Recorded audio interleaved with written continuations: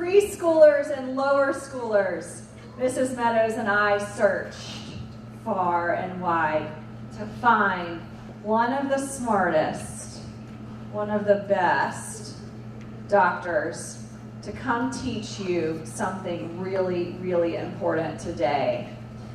This doctor is one who studied for years and years, and he is going to share with you all about the thing between your ears. What is the thing between your ears? What is it? Not your earlobes. Your brain. He's a little he's not that shy anymore. Dr. Bosick. Let's give Dr. Bosick a round of applause. Thank you, boys and girls. I just got finished with surgery back here, so pardon my lateness. Boys and girls, I am Dr. B. I have spent a lot of time in medical school and a lot of time practicing medicine. I cure incurable diseases. I treat illnesses. And Miss Howard and Miss Meadows brought me here today to share with you my vast knowledge of the human body.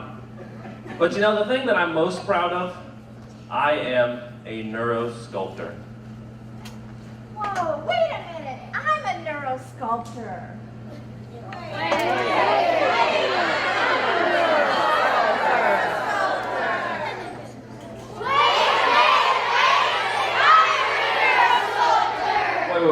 How can you all be neurosculptors? I'm the smart one. I'm the doctor here. That doesn't make sense. Neuro means that the word it is a part of has something to do with the brain. All of you know what a sculptor does because you met one just last week in art class. A sculptor molds, shapes, or carves things out of clay or wood or stone.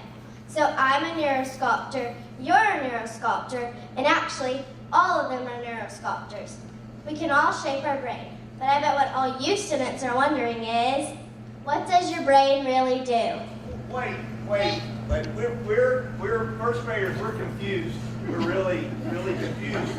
I know I'm just a first grade student, but I don't get it. I thought the brain just filled the space between your ears. Well, yes, but your brain can do so much more. Jack, your brain actually helps you think and remember and name what you see and what you hear. It lets your body move and both feel and both what you touch and your emotions. Your brain, well, it makes you, you. I thought your brain was just a muscle. Isn't it just a muscle? Jack, that's a really good guess. But your brain is actually an organ. It's made up of cells and tissues. The brain controls everything you do, everything you think, everything you feel, and even everything you dream.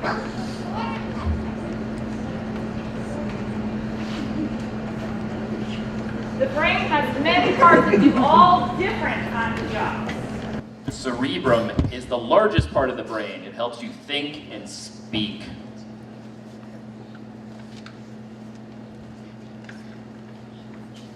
The cerebellum is a small part in the back of your brain that helps your muscles coordinate your movement and your balance so that you can walk, you can ride a bike, and you can play tag. The prefrontal cortex, the PFC for short, is the part of your brain behind your forehead. It lets you plan, make decisions, and get organized.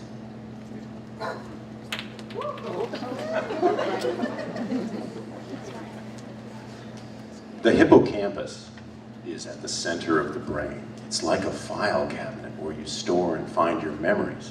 It's easy to remember because it can stretch to be like a hippopotamus. And many of those memories stored therein were acquired on a school campus like this one. The amygdala is a tightly packed group of cells right in the middle of your brain. And the amygdala takes all the things that your five senses find, like what you smell and what you hear, what you taste and what you touch, and it decides how you feel about those things. It's in charge of your emotions. Neurons. Neurons are everywhere in your brain. Neurons are the cells that make electrical impulses, and they send signals to all the other cells in your body to tell them what to do. When you were born, you were very small. Your brain was small too, and it didn't know a lot of things. It wasn't very strong. But as your body grew and got stronger, so did your brain. And now it can do lots more things. And you can make your brain do even more. Your brain grows really fast during the first 10 years of your life. That's the magic decade of your brain. When you can help your brain grow faster and be more powerful, just like lifting weights helps your muscles get stronger and stronger, learning new things helps strengthen your brain too. You can give your brain a good workout just by trying to learn many different things. Well, like elastic bands that stretch, when you pull them, things that are hard at first or that you don't really like to do or you think you're not very good at get easier when you practice. Think about the first time that you played soccer. You probably couldn't run that fast or kick the ball that far. You probably didn't score many goals. But as you began to practice and learn the rules of the game, you started to get more coordinated. Your legs got stronger, your feet got better, and you enjoyed the game a little bit more.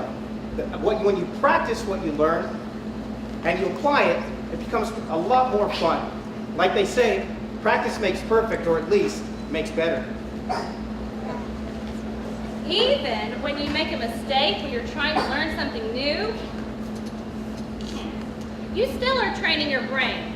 You will remember that mistake and try something else. Until you get it right. Making mistakes is one of the best ways your brain learns and grows. If you aren't willing to risk being wrong, you will take the changes that stretch your elastic brain.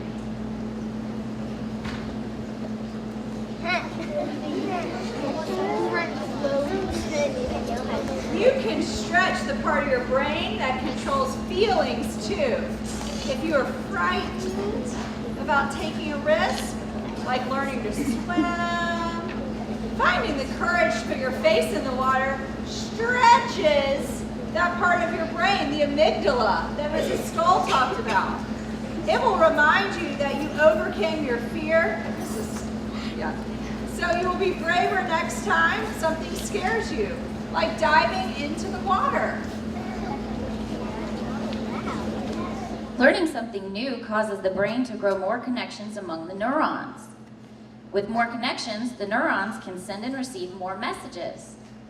These connections help to stretch a part of your brain to make it more elastic so it can hold more information and ideas.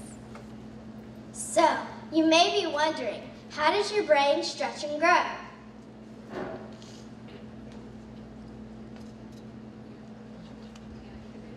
Neuro means that the word it is a part of has something to do with the brain.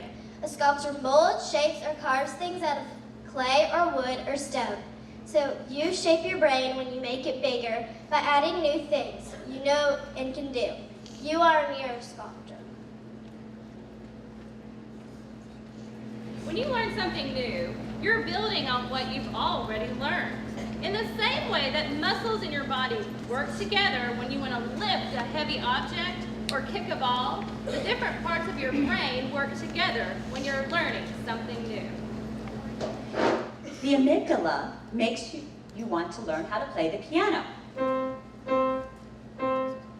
The cerebellum calls up the memory of watching and listening when you decide to practice. Then your cerebellum sends messages through the neurons to the muscles in your wrists, your hands, and your fingers so that you can hit the right notes. The next time you play that piece of music, the parts of your brain and body will know how to work together. and you will play the song more easily. The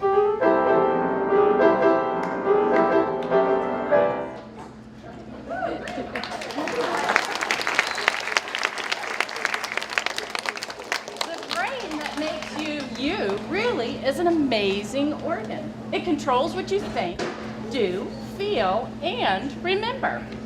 Your brain is growing very fast during your first 10 years of life, and now we know that you can help it grow. When you try to learn something new, connections grow from neurons and attach to other neurons. Then your brain can send messages faster, making part of your brain bigger and stronger. So making mistakes really helps you learn because your brain keeps trying new things and stretching until you figure it out and get the answer. You're shaping a more elastic brain when you learn new things and build on what you already know. More different kinds of things you learn and think about, the more you can learn, know, and enjoy. The harder you try without giving up, the more you will learn. You can really train your brain to be fit and strong and to keep stretching and growing throughout your whole life. Woo!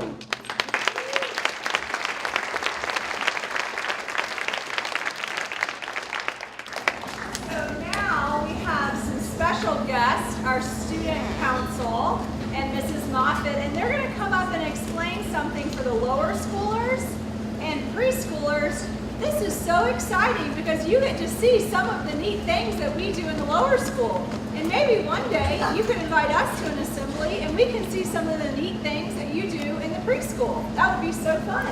Yes. Mrs. Moffitt, we're going to turn it over and I'll get the mics for you. Thank you. So if I could have my 4th and 5th graders that are on student council to come up.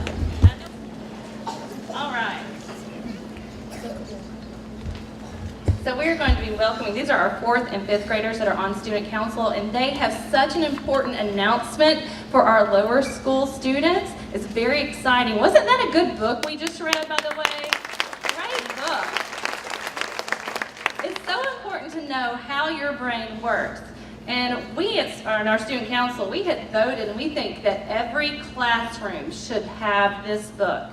So this is what we're gonna do. Ooh, this is heavy. Yeah, so rubber bands there.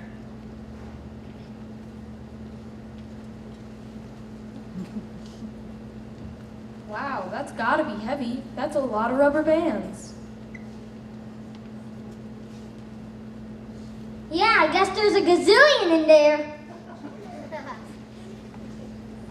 Actually, only Miss Moffat knows how many rubber bands are in the jar. And I will never tell. We learned today that our brain is like lots of rubber bands. Some rubber bands are strong and can stretch for a long distance. These strong rubber bands represent our strengths, the things we are good at, and the school subjects that are easier for you to understand.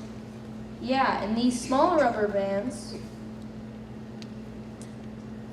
represent the areas that are harder for us to understand. For some people, this might be reading. For others, these small rubber bands might stand for math. We need to practice what is difficult for us to understand to help these rubber bands stretch and grow.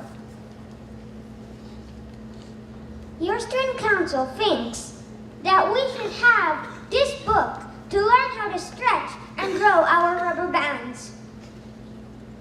So, to help us raise money so that your class can have this book, we are going to have a guessing contest. This giant jar of rubber bands is going to be in the Winship Library. There will be a stack of guessing slips for you to write down your name, your teacher's name, and your guess of how many rubber bands are in this jar. Each guess costs 50 cents, but you can guess as many times as you would like. Put your money and your guess in this box. The student who comes the closest to guessing the actual number will win a very special prize. Prize? What kind of prize? Well, The winning student in classroom will get to decide a stunt that Miss Howard and Miss Moffat will perform. Stunt? What kind of stunt? Who knows? Maybe Miss Howard and Miss Moffat will have to sing Call Me Maybe. Or maybe Miss Howard and Miss Moffat will have to break dance. Or maybe Miss Howard and Miss Moffat will have to perform a pie eating contest. The winning student will decide. So, visit the Winship Library from Tuesday to October 30th to do the rubber band estimation game.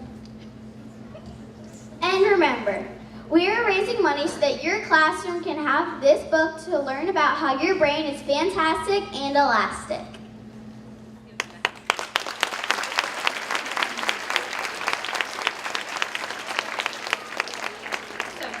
So just to make sure everybody knows what to do, this big jar is going to be in the library, and Abney is holding the cash box. So you can bring 50 cents, and there's going to be a stack of guessing slips. Make sure your name's on it, your teacher's name, and you try to estimate and guess how many rubber bands are in that jar.